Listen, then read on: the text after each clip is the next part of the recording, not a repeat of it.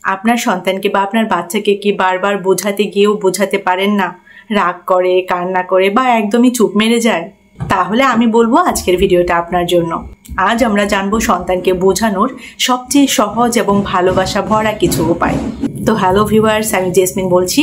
এই মুহূর্তে আপনারা কানেক্টেড আছেন জেসমিনস বেবি কেয়ার টক ইউটিউব চ্যানেলটির সাথে। তো চলুন আজকের এই ইন্টারেস্টিং ভিডিওটি শুরু করা যাক।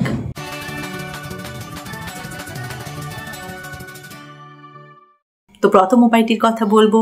প্রথম উপায়টি হচ্ছে বোঝানো মানে আদেশ নয়। দেখা যায় আমরা অনেক সময়ই সন্তানকে আদেশ দিই, এখনই পড়তে বসো, কিন্তু সন্তান তখন প্রতিরোধ করে, অবজেকশন জানায়। তো আমরা আদেশমূলক ওই কথাটি না বলে আমরা বলতে পারি, চলো আমরা একসাথে একটু পড়ে নেই, তারপর খেলবো।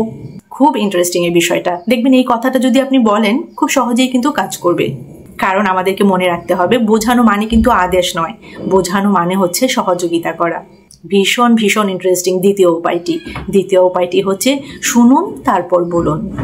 শিশু যখন কথা বলবে মাঝখানে থামাবেন না, মাঝপথেই থামিয়ে দেবেন না। এটা কিন্তু অনেকেই আমরা করে থাকি, কিন্তু এটা করা একদমই উচিত নয়। যখন শিশু কথা বলবে তার কথা মাঝপথে থামিয়ে দেবেন না, থামাবেন না। তার কথা মন দিয়ে শুনুন। দেখবেন সেটা ফিল করছে, সেটা অনুভব করছে যে তার কথা আপনার কাছে ভীষণ ভীষণ গুরুত্বপূর্ণ। আপনি তার কথা মনোযোগ দিয়ে শুনছেন। তখন সে দেখবে আপনি তার কথাটাকে গুরুত্ব দিচ্ছেন, আপনি তার কথা শুনছেন। একইভাবে দেখবেন যখন আপনি তার সাথে কথা বলছেন, সেও কিন্তু খুব মনোযোগ দিয়ে আপনার কথা শুনছে। এবং আমরা জানি যে শিশুরা অনুকরণ প্রিয়।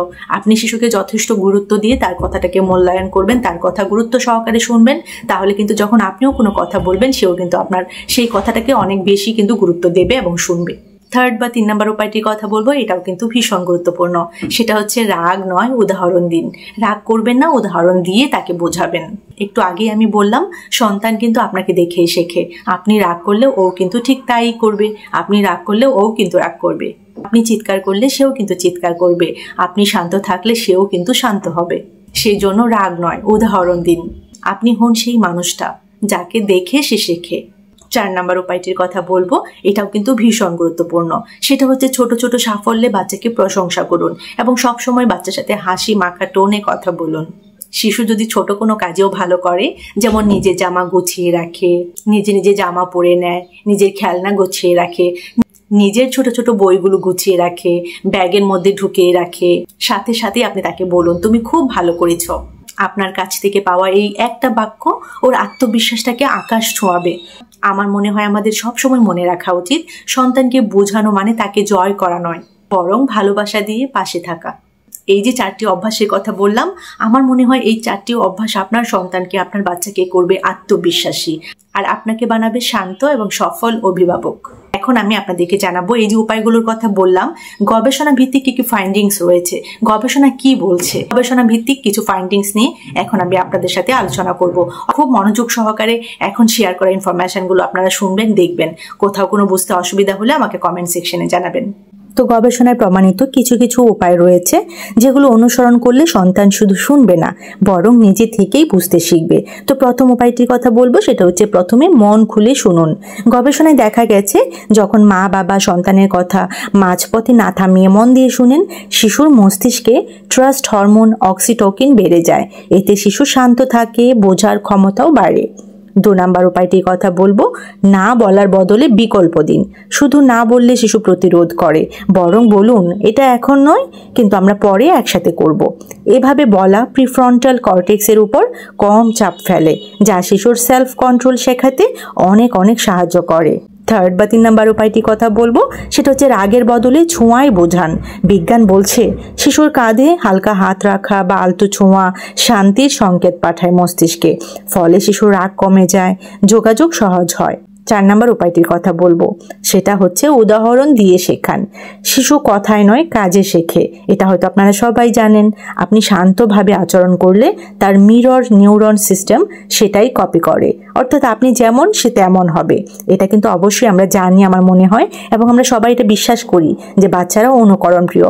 সেই জন্য আপনি যদি চান আপনার বাচ্চা শান্ত, সুন্দর, দুষ্টুমি কম করবে এবং বুদ্ধিমান হবে, তাহলে অবশ্যই আপনারও কিছু টাস্ক রয়েছে বাসায়, আপনি নিজেকে অনেক বেশি পরিবর্তন করবেন, তাহলে কিন্তু দেখবেন আপনার বাচ্চাও কিন্তু সেই পজিটিভ ইতিবাচক পরিবর্তনের পথেই যাবে।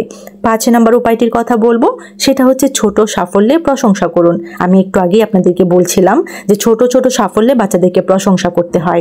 গবেষণায় কি দেখা গেছে, প্রশংসা করলে শিশুদের মস্তিষ্কে ডোপামিন বেড়ে যায়, হ্যাপি হরমোন অনেকটুকু বেড়ে যায়, যা মোটিভেশন বাড়ায়। তাই বলুন, তুমি পারবে, তুমি দারুণ করেছ। গবেষণা বলছে রাগ নয়, সম্পর্কই শেখায় বোঝাপড়া। শান্তভাবে বলুন, বাচ্চাকে রাগ দেখাবেন না। গবেষণায় দেখা গেছে বাবা মায়ের রাগ বা চিৎকার শিশুর মস্তিষ্কে ভয় ও প্রতিরোধ তৈরি করে, বরং শান্তভাবে কথা বললে সন্তান নিরাপদ বোধ করে এবং সহজেই শোনে। তাছাড়া শিশুর অনুভূতি আগে বুঝতে হবে। গবেষণা কি বলছে, সে কেন রাগ করছে বা কাঁদছে সেটা বোঝার চেষ্টা করুন। যখন সন্তান বুঝে যে আপনি তাকে বুঝতে চাচ্ছেন, তখনই সে বুঝতে রাজি হয়। আরেকটি গুরুত্বপূর্ণ বিষয় রয়েছে, সেটা হচ্ছে আদেশ না দিয়ে বিকল্প দিন। যেমন এখনই এটা করো, এটা না বলে বলুন তুমি আগে খেলনা গোছাবে নাকি দাঁত ব্রাশ করবে। এতে শিশু নিয়ন্ত্রণ বোধ পায় এবং সহযোগিতা বাড়ে। তাছাড়া ভালো আচরণ দেখলে সঙ্গে সঙ্গে প্রশংসা করুন। গবেষণা বলছে পজিটিভ রিএনফোর্সমেন্ট শিশুর শেখার সবচেয়ে কার্যকর পদ্ধতি। প্রশংসা করলে সে আচরণটি বারবার করতে চায়। লাস্ট বাট নট লিস্ট, এই ইনফরমেশন বা এই উপায়টি সব থেকে গুরুত্বপূর্ণ। সেটা হচ্ছে প্রতিদিন একটু সময় শুধু বাচ্চার জন্য রাখুন। দিনে মাত্র 10 মিনিট মনোযোগ দিয়ে সময় কাটানোই শিশুর যোগাযোগ, আত্মবিশ্বাস এবং শ্রবণ শক্তি ডেভেলপ করে, উন্নত করে।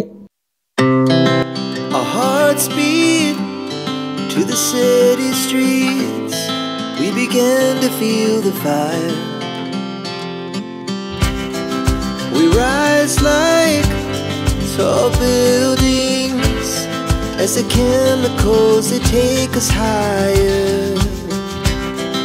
The night's young and it's just begun as she puts her hand in mine.